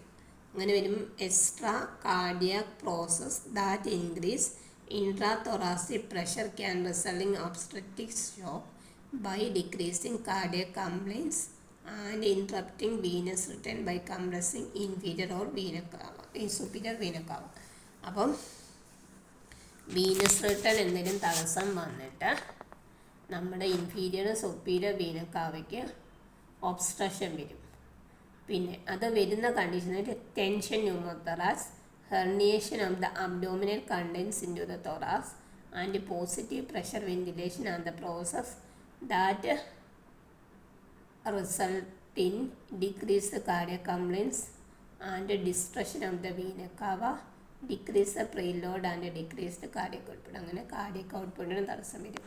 അപ്പം എങ്ങനെയെങ്കിലും നമ്മുടെ വീനസ് റിട്ടേൺ എന്നുവെച്ചാൽ വെയിനിൽ നിന്ന് തിരിച്ച് ബ്ലഡ് നമ്മുടെ ഹാർട്ടിലേക്ക് ചെല്ലുന്നില്ല. അവിടെ എന്തെങ്കിലും ഒരു ഒബ്സ്ട്രക്ഷൻ വരുവാണെങ്കിൽ അതിപ്പം ടെൻഷൻ ന്യൂമോതൊറാക്സ് ഉണ്ടാവുക, എന്തെങ്കിലും ഏതെങ്കിലും അബ്ഡോമിനൽസിൻ്റെ എന്തെങ്കിലും ഹെർണിയേഷൻ കൊണ്ട് അബ്ഡോമിനൽ ഓർഗൻസിൻ്റെ അല്ല എന്തെങ്കിലും തൊറാക്സ് അവിടെ എവിടെയെങ്കിലും ഒരു ഹെർണിയേഷൻ വന്ന പോസിറ്റീവ് പ്രഷർ വെന്റിലേഷൻ കൂടും. അങ്ങനെ കൂടിയിട്ട് നമുക്ക് വീനസ് റിട്ടേൺ കുറഞ്ഞ് കാർഡിയക് ഔട്ട്പുട്ട് ഡിക്രീസ് ആകുന്ന കണ്ടീഷനിലാണ് എന്തുകൊണ്ടാണ് ഒബ്സ്ട്രക്റ്റീവ് ഷോക്ക്. അപ്പം മെയിനായിട്ട് എന്ത് പറ്റും, അവിടെ ഒരു ഒബ്സ്ട്രക്ഷൻ ഉണ്ട്. ആ ഒബ്സ്ട്രക്ഷൻ കാരണം കാർഡിയക് ഔട്ട്പുട്ട് കുറയുന്നതാണ് അവിടെ സംഭവിക്കുന്നത്. കോസസ് വരുന്നത് 3 കോസസ്സാണ് മെയിനായിട്ടുള്ളത്. ഒന്നെന്ന് പറഞ്ഞാൽ പൾമിനറി എംബോളിസം. എന്തെങ്കിലും എംബോളിസം വന്നിട്ട് നമുക്ക് ശരിയായിട്ടുള്ള സർക്കുലേഷൻ ശരിയായിട്ട് നടക്കാതെ വരും. പിന്നെ കാർഡിയക് ടാമ്പനൈഡ്, 3 ടെൻഷൻ ന്യൂമോതൊറാക്സ്. ഈ 3 കോസിലാണ് ഒബ്സ്ട്രക്റ്റീവ് ഷോക്ക് വരുന്നത്. ഇതൊക്കെ നമുക്ക് മൾട്ടിപ്പിൾ ചോയ്സായിട്ട് വരാൻ പറ്റും. Pulmonary embolism, cardiac tamponade, tension pneumothorax. ഈ 3 കോസസ്, ഈ 3 ഒബ്സ്ട്രക്റ്റീവ് ഷോക്കിന് കോസസ്സായിട്ട് വരുന്നത്. ഇതിൻ്റെ മെക്കാനിസം എന്ന് പറഞ്ഞാൽ obstructive forms of shock are those in which the underlying the pathology is a mechanical obstruction to normal cardiac output and subsequent diminution of the systemic perfusion. ഇവിടെ normal cardiac ഔട്ട്പുട്ടിന് എന്ത് പറ്റും, ഒരു obstruction വരും. Cardiac ടാമ്പനൈഡിൽ എന്ത് സംഭവിക്കുന്നത്, cardiac ടാമ്പനൈഡിൽ the distinction between a pericardial effusion and cardiac tamponade. The pericardium resists sudden stretching, and in acute tamponade the cardiac silhouette may appear normal in size. As a result of the non-compliance of the pericardium, a small amount of fluid is all that is necessary to produce tamponade. Pericardium എന്ത് പറ്റും, ഈ cardiac ടാമ്പനൈഡിലെ pericardium sudden stretching നടക്കത്തില്ല, resist ചെയ്യും. And acute tamponade fluid is that necessary to produce with a chronic distension. However, large volumes of the pericardial fluid may accumulate with the little or no effects of the cardiac physiology. ഇതിനകത്ത് large volume pericardial fluid accumulate ചെയ്ത് കഴിഞ്ഞാൽ നമുക്ക് the volume of the effusion alone therefore does not dictate the clinical cause as much the acuity of this development. Uses acute pericardial effusion including trauma, ischemic myocardial rupture and aortic dissection. ഈ കണ്ടീഷനിലെല്ലാം നമുക്ക് എന്ത് പറ്റും? Obstruction ഉണ്ടാക്കാം. ഏതൊക്കെയാണ്? Pericardial effusion. ആ pericardial effusion ഉണ്ടാകുന്നത് എങ്ങനെയാണ്? Trauma മൂലമോ, ഇസ്കീമി മയോകാർഡിയൽ റപ്ചർ മൂലമോ, അയോട്ടിക് ഡിസെൻഷൻ മൂലമോ, ഇങ്ങനെയൊക്കെ ഉള്ളിടത്ത് മറ്റേ കാർഡിയക് ടാമ്പനൈഡ് എന്ന് പറയുമ്പോൾ നമ്മൾ ഹാർട്ട് ഇച്ചിട്ട് റൈറ്റ് സൈഡിലോട്ടാണ് നീങ്ങിയേക്കുന്നത്. Right thinner muscle less pressure, right atrium thinner muscles less pressure at which phase of diastole. അപ്പം ഈ നോർമൽ പൊസിഷനിൽ നിന്ന് ഇച്ചിരി മാറിയാണ് നമ്മുടെ ഹാർട്ട് ഇരിക്കുന്നത്. കാർഡിയക് ടാമ്പനൈഡിൽ റൈറ്റിലോട്ട് ഇച്ചിരി ആയിരിക്കും.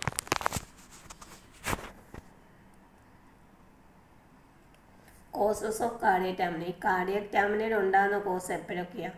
പെനിട്രേറ്റിംഗ് ചെസ്റ്റ് ട്രോമയിലുണ്ടാകാം, ഇസ്കീമി മയോകാർഡിയൽ റപ്ചറിലുണ്ടാകാം, അയോട്ടിക് ഡിസെക്ഷനിലുണ്ടാകും. അപ്പം 3 കണ്ടീഷനാണ് കാർഡിയക് ടാമ്പനൈഡ് ഉണ്ടാകുന്നത്: penetrating chest trauma, ischaemic myocardial rupture, aortic dissection. പിന്നെ അപ്പോൾ 3 കണ്ടീഷൻ നമ്മൾ ഒന്ന് കാർഡിയക് ടാമ്പനൈഡിലുണ്ടാവാം, പിന്നുള്ളത് പൾമിനറി എംബോളിസം. പൾമിനറി എംബോളിസത്തിൽ എന്താണ് മെക്കാനിസം സംഭവിക്കുന്നത്?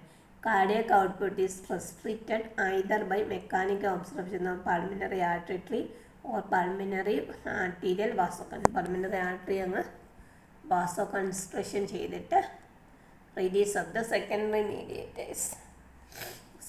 മീഡിയേറ്റേഴ്സിനെ പ്രൊഡ്യൂസ് ചെയ്യും. പിന്നുള്ള അടുത്ത കണ്ടീഷൻ ടെൻഷൻ. അപ്പോൾ 3 കണ്ടീഷൻ ഏതാണെന്ന് ഓർത്തിരുന്നാൽ മതി. ഒന്ന് tension pneumothorax, pulmonary embolism, cardiac tamponade. ഈ ടെൻഷൻ ന്യൂമോതൊറാക്സിൽ എന്താണ് mechanism? Air enters into the pleural cavity. Pleural ക്യാവിറ്റിയിലേക്ക് എയർ വരും. Air accumulates with increase in the pleural pressure. It causes collapse of the ipsilateral lung and mediastinal shift സംഭവിക്കാം.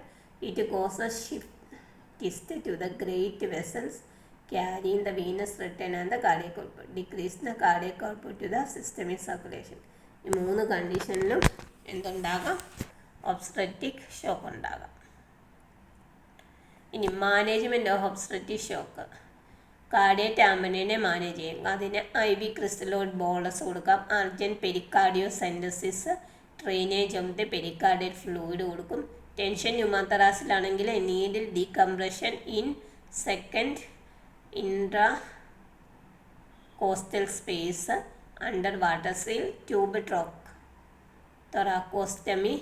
പിന്നെ pulmonary എംബോളിസിൽ thrombolytics, IV crystalloids, that different lesions, PG or infusion to open ducts, IV crystalloid bolus. അപ്പം 3 കണ്ടീഷനാണ് obstructive shock എന്ന് വരുന്നത്. അപ്പോൾ ആ 3 കോസും കാർഡിയക് ടാമ്പനൈഡിനെ മാനേജ് ചെയ്യുക, ടെൻഷൻ ന്യൂമോതൊറാക്സിനെ മാനേജ് ചെയ്യുക, പിന്നെ പൾമിനറി എംബോളിസം.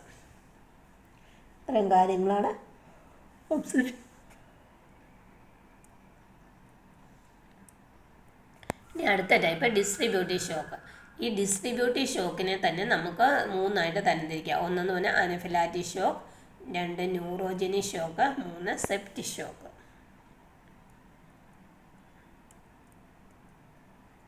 ഇനി ന്യൂറോജനിക് ഷോക്ക്. ന്യൂറോജനിക് ഷോക്ക് എന്ന് പറഞ്ഞാൽ this is a very uncommon type of shock. ഈ ടൈപ്പ് ഓഫ് ഷോക്ക് എന്ന് പറഞ്ഞാൽ അൺകോമൺ, അത്രയും കൂടുതലായിട്ട് കാണാറില്ല.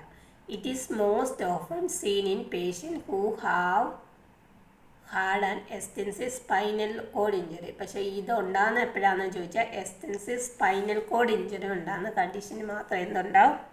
ന്യൂറോജനിക് ഷോക്ക് ഉണ്ടാകും.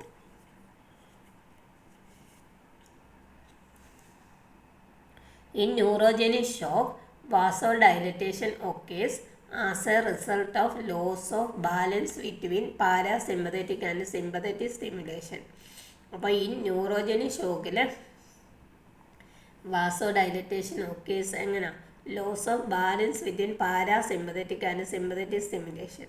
Sympathetic stimulation causes vascular smooth muscles to constrict, and parasympathetic stimulus causes vascular smooth muscles to relax or dilate. The patient experience a predominant parasympathetic stimulation that causes vasodilatation lasting for an extended period, leading to a relative hypovolemic state. The overriding parasympathetic stimulation causes vasodilatation lasting for an extended period, leading to the relative hypovolemic state, and also causes drastic changes in the patient's systemic vascular resistance and bradycardia. Neurogenic shock have prolonged course. അപ്പോൾ ഇതിനകത്ത് നമ്മൾ ശ്രദ്ധിക്കേണ്ട കാര്യം, ഇതെന്ന് പറഞ്ഞാൽ ഏറ്റവും കൂടുതൽ uncommon type എന്ന് ചോദിച്ചാൽ ന്യൂറോജനിക് ഷോക്കാണ്.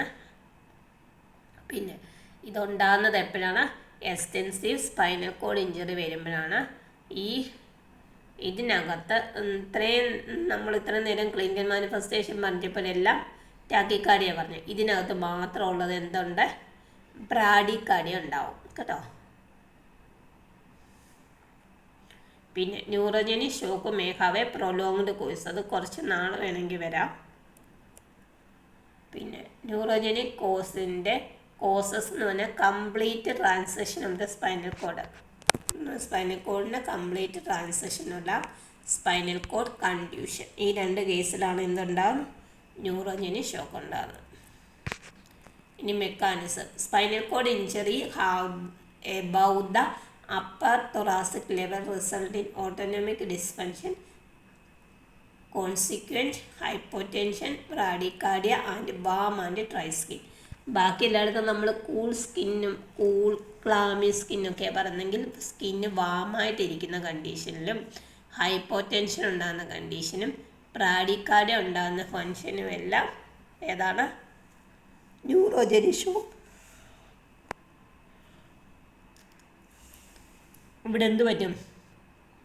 എന്തുകൊണ്ടത് സംഭവിക്കുന്നതെന്ന് ചോദിച്ചാൽ ഓട്ടോണോമിക് ഡിസ്ഫങ്ഷൻ ഉണ്ടാകുന്നുണ്ട്.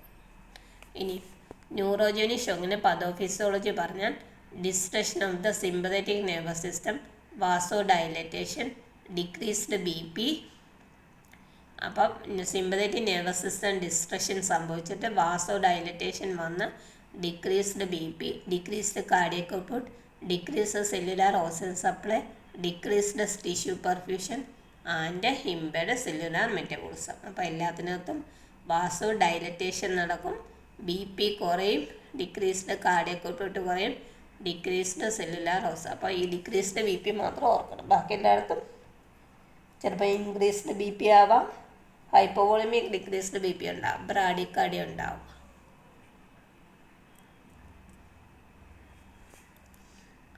മെഡിക്കൽ മാനേജ്മെൻറ്റ് പറഞ്ഞാൽ treatment of neurogenic shock involves restoring sympathetic tone either through the stabilization of the spinal cord injury or in the instance of the spinal anesthesia by positioning the patient properly. If hypoglycemia is the cause, glucose is rapidly administered immediately. അപ്പം ഈ spinal cord injury ഒക്കെ ആണെങ്കിൽ അതിൻ്റെ പൊസിഷനൊക്കെ പ്രത്യേകിച്ച് ശ്രദ്ധിക്കണം. പിന്നെ nursing management. Elevate and maintain the head of the bed at least 30 degrees to prevent neurogenic shock. അപ്പോൾ എത്ര ഡിഗ്രിയാണ് എലിവേറ്റ് ചെയ്യേണ്ടത്? 30 degrees. When a patient receives spinal or epidural anesthesia, careful immobilization of the patient in case of spinal injury. Apply elastic compression stockings and elevate the foot end of the bed may minimize the pooling of blood in legs. പിന്നെ pooling cause thrombus formation, so the nurse must note it. പിന്നെ administration of heparin or low molecular weight heparin is prescribed. First type ഏതായിരുന്നു? Anaphylactic shock. സെക്കൻഡാണ് anaphylactic shock. Anaphylactic shock occurs rapidly and life-threatening because anaphylactic shock occurs when patient already exposed to an antigen and have developed antibodies to it. It can often be prevented. Patients with non-allergy should understand the consequence of subsequent exposure to the antigen and should wear medical identification that lists their sensitivities. This could prevent adherent administration of medication that would lead anaphylaxis shock. അപ്പം ഈ anaphylactic shock എപ്പോഴും ഉണ്ടാകുന്നത് rapidly ആയിരിക്കും, life threatening ആയിരിക്കും. എന്ന് വെച്ചാൽ എന്തെങ്കിലും ഒരു അലർജി റിയാക്ഷൻ ഉണ്ടായിട്ട്, അതിപ്പം ചിലപ്പം ബ്ലഡ് കൊടുക്കുമ്പോഴായിരിക്കാം, അല്ലെങ്കിൽ എന്തെങ്കിലും ഒരു ആൻറ്റിജനോട് എക്സ്പോസ് ആയിട്ട് ആൻറ്റിബോഡീസ് ഡെവലപ്പ് ചെയ്യുന്ന ആ കണ്ടീഷനിലാണ് എന്തുണ്ടാകുന്നത്, അലർജി ഉണ്ടാകുന്നത്, അനഫിലാറ്റിക് റിയാക്ഷൻ ഉണ്ടാകുന്നത്. അപ്പോൾ അങ്ങനെ വന്നിട്ട് ട്രീറ്റ് ചെയ്തില്ലെങ്കിലാണ് നമ്മളത് അനഫിലാറ്റിക് ഷോക്കായിട്ട് വരുന്നത്. മെക്കാനിസം എന്ന് പറഞ്ഞാൽ മാസീവ് ഹിസ്റ്റമിൻ ഉണ്ടാവും. എപ്പോഴാണ്? Release from the mast cells after activation by antigen bound immunoglobulin IgE, as well as increases synthesis and release of prostaglandins. This leads to massive vasodilatation with the decrease in systemic vascular resistance in the subsequent hypotension and shock. അതിൻ്റെ പുറമേണ്ട hypotension ഷോക്കും ഉണ്ടാവും. അപ്പം നമ്മുടെ ഹിസ്റ്റമിനൊക്കെ റിലീസാകും. പിന്നെ അതിൻ്റെ പതോഫിസിയോളജി പറഞ്ഞ allergen, drug etcetera അങ്ങനെയുള്ള എന്തെങ്കിലുമായിട്ട് expose വരുമ്പോൾ ആൻറ്റിജൻ ആൻറ്റിബോഡി റിയാക്ഷൻ വരും. അതിൻ്റെ ഫലമായി വാസോ ഡയലറ്റേഷൻ ഉണ്ടാവും, ക്യാപ്പിലറി പെർമിയബിലിറ്റി ഡിക്രീസ് ചെയ്യും, പിന്നെ സിവിയർ ബ്രോങ്കോ കൺസ്ട്രക്ഷൻ ഉണ്ടാകും, decreased oxygen supply, utilisation and inadequate tissue perfusion. Medical management എന്താ ചെയ്യുന്നത്? Removing positive antigen, administration of epinephrine, histamines if needed, fluid therapy, oxygen administration. ഇനി അടുത്ത ടൈപ്പാണ് septic shock. It is the most common type of circulatory shock. It is caused by widespread infection. Despite the increased sophistication of antibiotic therapy, the incidence of septic shock has continued to use during the past year. ഇതെന്ന് പറഞ്ഞാൽ എപ്പോഴാണ് most common type of circulatory ഷോക്കിൻ്റെ ഏറ്റവും കൂടുതൽ വരുന്നത്. അപ്പോൾ ഇത് എന്തുമായിട്ട് റിലേറ്റ് ചെയ്താൽ it is caused by wide spread of infection. ഇതൊരു ഇൻഫെക്ഷൻ്റെ ഭാഗമായിട്ടാണ് നമ്മൾ സെപ്റ്റിക് ഷോക്ക് വരുന്നത്. Nosocomial infection in critically ill patients that may progressive septic shock എന്ന് പറഞ്ഞാൽ നമ്മൾ ഹോസ്പിറ്റലിൽ കിടന്ന നോസോകോമിയൻ ഹോസ്പിറ്റൽ അക്യൂട്ട് ഇൻഫെക്ഷനാണ് നോസോകോമിയൻ ഇൻഫെക്ഷൻ. അത് ക്രിട്ടിക്കൽ ഇൽ പേഷ്യൻസിന് വരുമെങ്കിൽ അത് വേണമെങ്കിൽ സെപ്റ്റിക് ഷോക്കിലേക്ക് നയിക്കാം. മോസ്റ്റ് ഫ്രീക്വൻ്റ് ഇൻ ക്രിട്ടിക്കൽ ഇൽ patients that may progress to septic shock most frequently originate the blood stream, lungs and urinary tract. Other infections include abdominal infection, wound infection, bacteremia associated with the intravascular catheter. Catheter ഉള്ളവർക്ക് പിന്നെ ഏതൊക്കെ ഇൻഫെക്ഷനാണ്? wound ഇൻഫെക്ഷന്, lungs, blood stream, lungs, urinary tract അതിനുള്ള ഇൻഫെക്ഷന്, പിന്നെ abdominal infection, bacteremia ഈ കണ്ടീഷനൊക്കെ വരാം. Additional risk factors that contribute to the growing incidence of septic shock and increase awareness and identification of the condition, the increased number of the immunocompromised patients, the increased number of resistant microorganisms, the increasingly elder population, a significant body of research and morbidity and mortality caused by septic shock. It can cause multiple organ dysfunction syndrome and death. അപ്പോൾ ഇങ്ങനെ വന്നതുകൊണ്ട് നമ്മുടെ immune സിസ്റ്റംസിനെ എല്ലാം affect ചെയ്ത് പിന്നെ ഇങ്ങനെ ഇത് കൂടുതൽ അഫക്റ്റ് ചെയ്യുന്ന ഇമ്മ്യൂണോ കോംപ്രമൈസ്ഡ് പേഷ്യൻസിനെയും ഒക്കെ പെട്ടെന്ന് അഫക്റ്റ് ചെയ്യും. പിന്നെ ഇതിൻ്റെ മെക്കാനിസം പറഞ്ഞാൽ complex interaction between the പതോജൻ and the host immune system. Normal physiological response to the localized infection includes activation of the host defense mechanism that result in the influx of the activated neutrophils and monocytes, release of inflammatory mediators, local vasodilatation, increased endothelial permeability and activation of the coagulation pathways. These response occur during the septic shock but on a systemic scale leading to the diffuse endothelial destruction, vascular permeability, vasodilatation and thrombus of end organ capillaries. അപ്പോൾ ഇവിടെ എന്താ സംഭവിക്കുന്നത്? Activated neutrophils മോണോസൈറ്റ്സിനെല്ലാം activate ചെയ്തിട്ട് release of inflammatory mediators, local vasodilatation ഉണ്ടാകുന്നു, increase endothelial permeability, activation of coagulation pathways, ഇതെല്ലാം activate ചെയ്യുന്നു. അതിൻ്റെ പതോഫിസിയോളജി പറഞ്ഞാൽ ഇൻഫെക്ഷൻ കൊണ്ടും ആണ് എന്തുണ്ടാകുന്നത്, സെപ്റ്റിക് ഷോക്ക് ഉണ്ടാകുന്നത്. ആ ഇൻഫെക്ഷൻ വന്നിട്ട് ടോസിൻസിനെ റിലീസ് ചെയ്യും. അതുകൊണ്ട് പെരിഫറൽ വാസ്കുലാർ എഫക്ട്സ് വരും, എൻഡോത്തീലിയൽ ഡിസ്ട്രക്ഷൻ വരും, microvascular insufficiency to the tissue വരും, inadequate blood flow to the tissue. അങ്ങനെ മയോകാർഡിയൽ പ്രോബ്ലംസ് വരാം, ഡിക്രീസ് ദ കൺട്രാക്റ്റബിൾ. ഈ ടോസിൻസ് ചിലപ്പം നമ്മുടെ ഹാർട്ടിനെല്ലാം അഫക്റ്റ് ചെയ്യും. അങ്ങനെ മയോകാർഡിയൽ പ്രോബ്ലംസ് വരാം, decrease the contractility, inadequate blood flow, tissue hypoxemia, cell death. എങ്ങനെ വന്നാലും സെൽ ഡെത്ത് സംഭവിക്കും. ഇനി medical management. Specimens of the blood, sputum, urine, wound drainage and tips of the invasive catheters are collected for culture using aseptic culture വിടുക. culture and sensitivity. Potential route of infection may be eliminate. ഏത് route വഴിയാണ് infection കിട്ടുന്നത് അതിനെ eliminate ചെയ്യുക. Antibiotic, clotted I V central lines, decrease the risk of invasive lines, bacteremia, fluid replacement must be given. Pharmacological management. Broad spectrum antibiotics, third generation cephalosporin plus aminoglycoside. പിന്നെ studies recently demonstrated that recombinant human activated protein reduces mortality in patient with a severe sepsis. Nursing management പറഞ്ഞാൽ all invasive procedures must be carried out with aseptic technique after careful hand hygiene, IV lines, arterial and venous fungicides, surgical incision, traumatic wounds, urinary catheters. Pressure ulcers must be monitored for signs of infection in all patients. Identify the risk group. Monitor the patient's vital signs slowly. Administration of prescribed medication properly. Monitor the lab values. When caring the patient with a septic shock, nurse collaborate with the other health team members to identify the site and source of sepsis and specify specific organism involved it.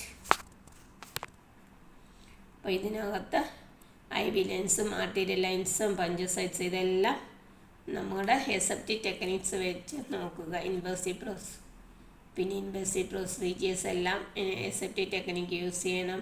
പിന്നെ vital science ചെയ്യുക.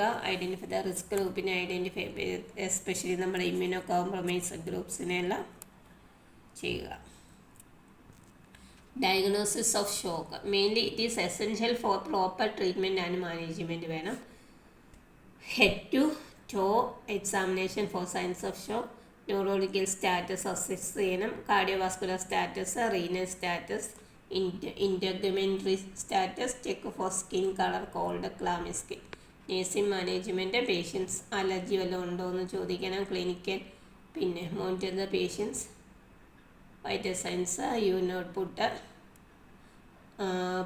Provision of supplement, oxygen therapy, ഇതെല്ലാം proper emergency clinical അപ്രോച്ചിൽ നമ്മൾ ABCDE അപ്രോച്ചാണ്. അതെന്ന് പറഞ്ഞാൽ airway, breathing, circulation, disability and exposure.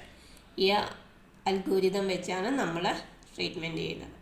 അതിൽ airway assessment ഉണ്ട്, ബ്രീത്തിങ് അസസ്മെൻറ്റ് ചെയ്യണം, സർക്കുലേഷൻ അസസ്മെൻറ്റ് വേണം, ഡിസബിലിറ്റി വേണം, എക്സ്പോഷർ. ഇത്തരം കാര്യങ്ങളാണ് ഷോക്കിന് നമ്മൾ ചെയ്യേണ്ടത്. Thank U.